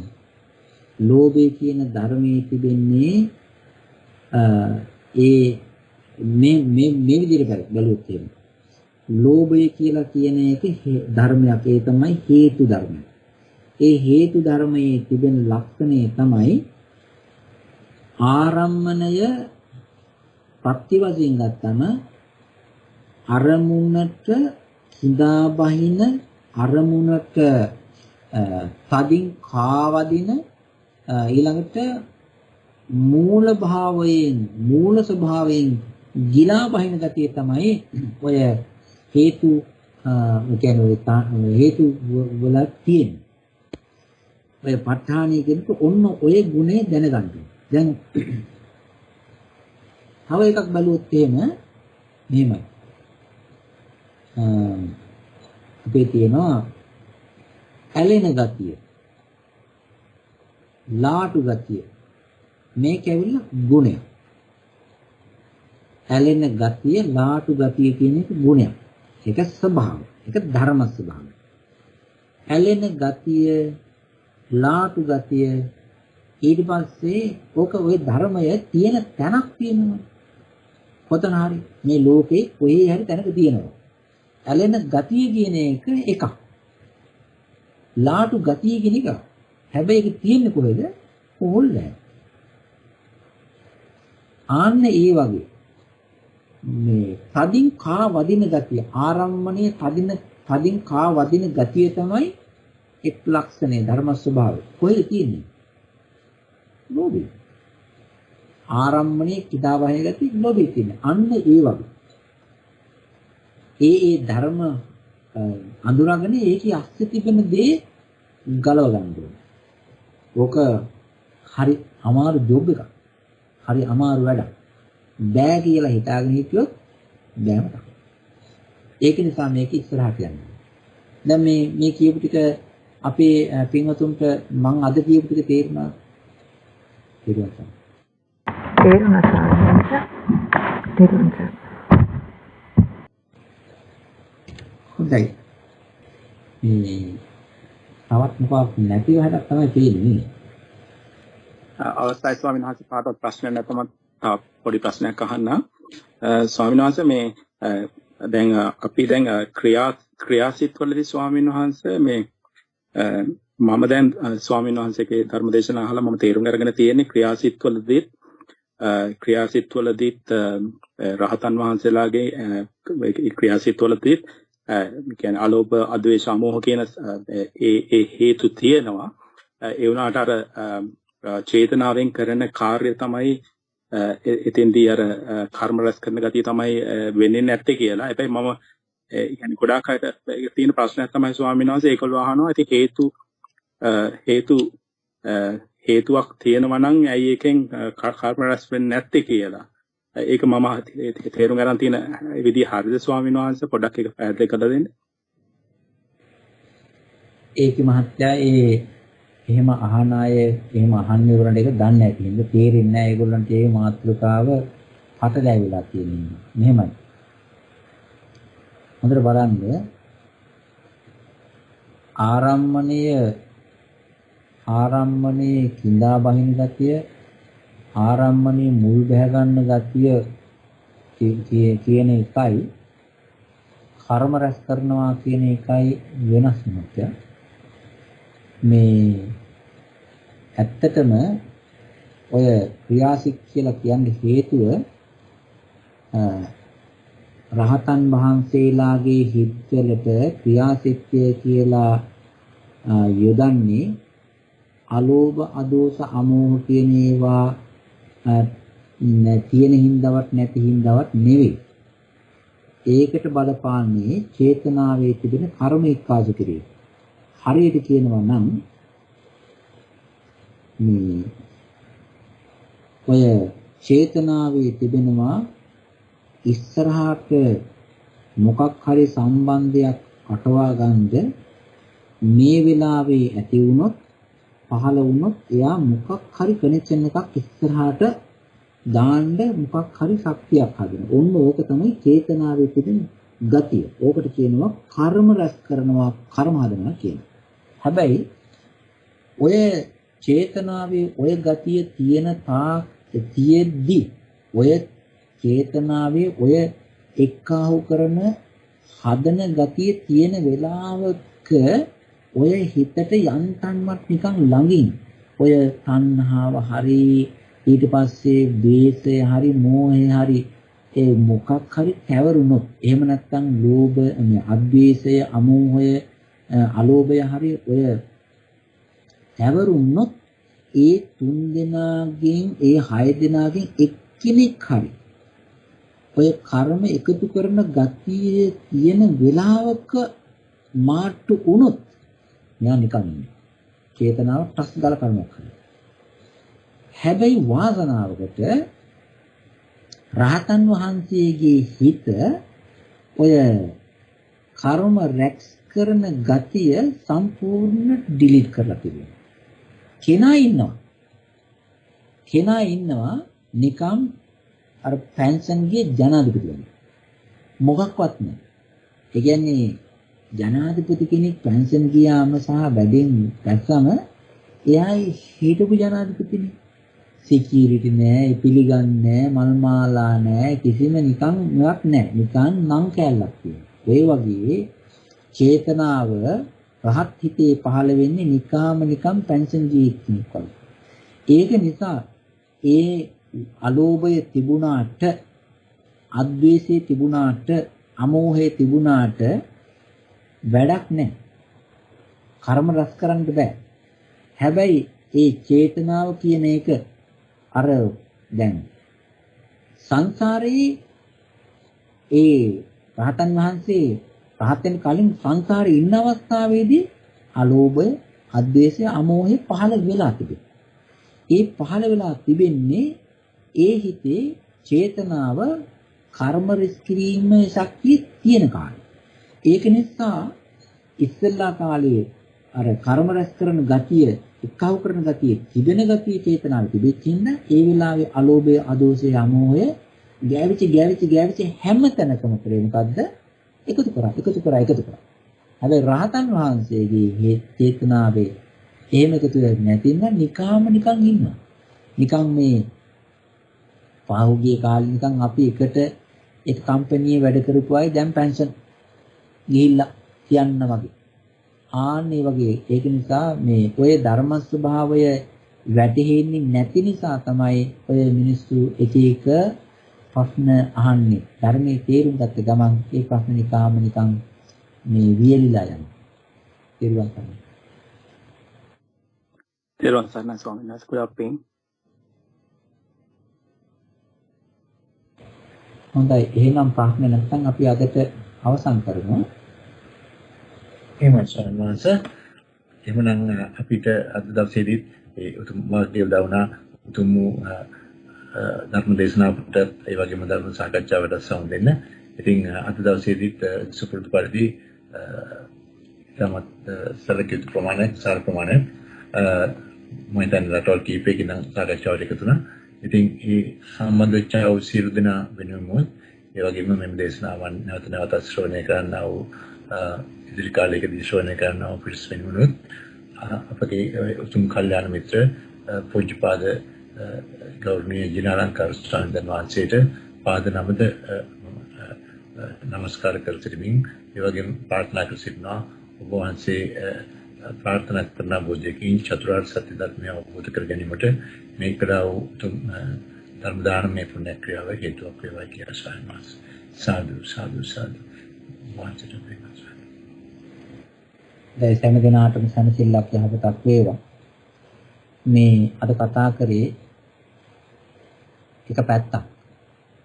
අද මේ ධර්ම දේශනාවේ කියලා දෙන්න අපි බොහෝ මහන්සි ගත්තේ හිතන්නේ නැති, අපි ඉදිරිපත් කරන්නේ නැති, අහන්නේ නැති කාරණාවක්.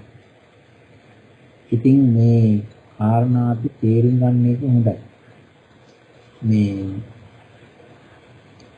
අවසන් කිරීමට කලින් අපි උදාහරණයක් ඇති පොඩි ඩිංගක් හිතමු. සමහර අයගේ හිතවල තිබෙනවා මේ වියලි ගතිය. කියන්නේ සද්ධාව කියන තෙතමනි නෑ. සද්ධාව කියන තෙතමනි නැති නිසා මේ හරි වේලිච්ච ගතියක් තියෙනවා. ඒ වේලිච්ච ගතිය, වියලි ගතිය සද්ධාව නැති එක්කිනාගේ වැඩයි, සද්ධාව තිබෙන එක්කිනාගේ වැඩයි ගත්තම ඒක මේ ආකාර දෙකක්, විදි දෙකක්. ඒක නිසා මේ අපි ශ්‍රද්ධාව තේරුම් ගන්නේ ක්‍රියාව.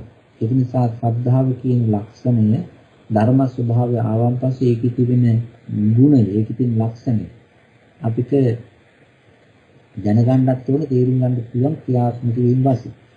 ඉතින් මේ ඔය විදියට. ඒක නිසා එක එක ධර්මයක තිබෙනා වූ ලක්ෂණය, ගුණය, ස්වභාවය තේරුම් ගන්න ඕන. අපි මේ කියලා දීපු ප ဋ ාණ ධර්මකාරණා 24ෙම තිබෙනා වූ ධර්ම ස්වභාවය ටික වෙනම ලක්ෂණ තේරුම් ගත්තාම තේරුම් ගන්නට බැරිව සාකච්ඡා කරලා ගත්තන් පස්සේ අපිට පිළිහිටක් වෙනවා. ඒ නිසා ඒ සඳහා මේ පින්තුන්ට ධර්ම සාකච්ඡාවලට ධර්මාභෝධයට ගොඩ වෙන්න මේ මහෝපකාරී වේවා කියලා මෛත්‍රී ප්‍රාර්ථනා කරනවා. ලෞතර බුදුරජාණන් වහන්සේගේ මහා බුදු කරුණාවෙන්, බුද්ධ ඥාණයෙන් ඒවා ගැඹුරු තැන් ස්පර්ශ කළ දේශනා කොට වදාළා වූ ධර්මයේ කාම්‍යයක් මේ පින්තුන්ගේ හිතවලට මේ කවරන්ත මහන්සියක් ගත්තේ. සවරණ සිසිලදීනේ ගුවන් විදුලියේ හරහා මේ පින්තුන් සියලු දෙනාට මේ ධර්මයේ බෙදා දීම සඳහා උත්සාහවත් වුණා වූ ඒ වගේම සංවිධානය කළ කටයුතු කරගත්තා වූ පින්වත් ලලිත් දලුවත් මහත්මයාට, ඒ වගේම පින්වත් ජයන්ත රත්නායක මහත්මයාටත්, අපේ ප්‍රශ්න ඇසූ පින්වත් මහත්මීන්ට සෑම දිනාටම සනසිල්ලක් වේවා, යහපතක් වේවා. ඒ වගේම හොඳින් ධර්මයේ වටහා ගන්න, තේරුම් ගන්නට නුවණ පහළ කර ගන්න ලැබේවා. ගැඹුරු ධර්මයේ පිළිබඳව හොඳට එක එක මෙනෙහි කරන්න ශක්තිය ලැබේවා. සෑම දිනාටම ධර්ම මෙනෙහි කිරීම තුළ නියමන යටපත් කරගෙන සිත සමාධිය හදාගෙන ප්‍රඥාව වඩ아가න ඒ උතුම් නිවනින් සැනසීම නිවන් අවබෝධ කරගන්න ලැබේවා. මේ සංවිධානය කරගන්නා පින්වත් ලලිත් මහත්මයාට ජයන්ත මහත්මයා ඇතුළු හැම දිනාටම නිදුක් නිරෝගී භාවය සැනසෙලු උදා වේවා. ධර්මයෙන් කිසිම තැනකදී කිසිම කාලයකදී අතරමං නොවේ. ධර්මයෙන් වැඩුණු හිතක් වඩපත් කරගෙන කෙලෙසුන් නසාගෙන බුදුරජාණන් වහන්සේලා පසේබුදු මහරහතන් වහන්සේලා විසින් සාන්තයෙන් දැසපයි කියා නිවිසන්සී පින්න අවබෝධය කොටගත්තා වූ සදාකාලික සැපැති අමා මහ නිර්වාණ ධාතුන් සැනසීම ලැබේවා. නිවන් පිණිස මේ කුසල මේපින් හේතු වාසනා වේවා කියලා මෛත්‍රීන් ආශිර්වාද කරනවා ප්‍රාර්ථනා කරනවා. සම්දිනාටම පිළිවන් සරණයි. සාදු සාදු සාදු සීලවන්තං ගුණවන්තං පුඤ්ඤක්කෙත්තං අනුත්තරං දුර්ලභේන මයාවචරං පස්සිතුං වන්දිතුං සාරිපුත්තාදි තේරාණං ආගතං පටිපාටියං සද්දා සීලං දයාවා සම්බුද්ධ පුත්තං නමං. තිරුවන් සරණයි ස්වාමීන් වහන්සේ. සුවපත් වේවා. Sorry.